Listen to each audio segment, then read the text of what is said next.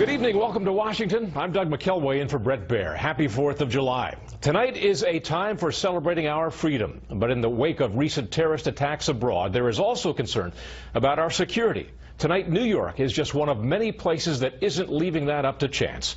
Correspondent Brian Yennis is in New York tonight with the tools the Big Apple and other cities are deploying to keep visitors safe.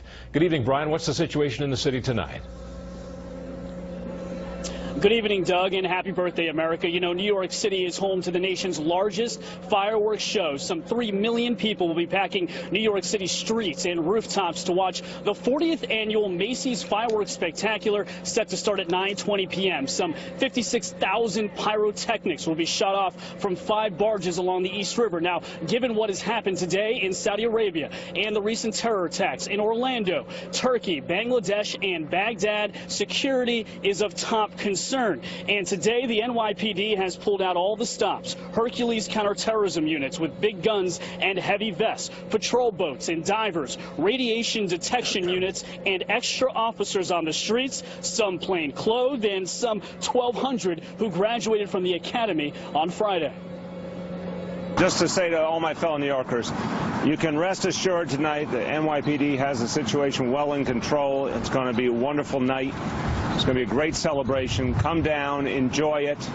It's very, very important to recognize that we have more manpower out than ever before.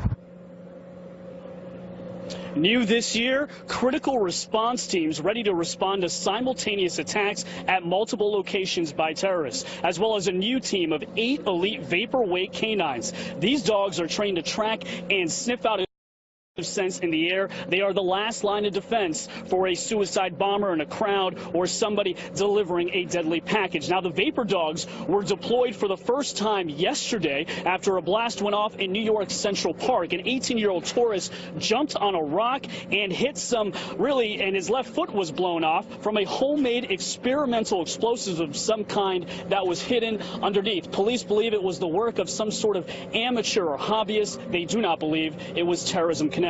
Doug? And Brian, are other cities following New York's lead tonight?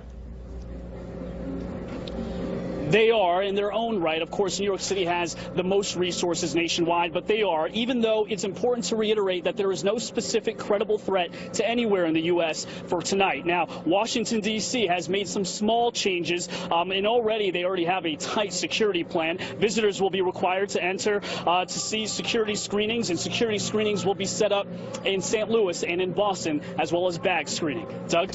Brian Yennis along the East River tonight. Thank you, Brian.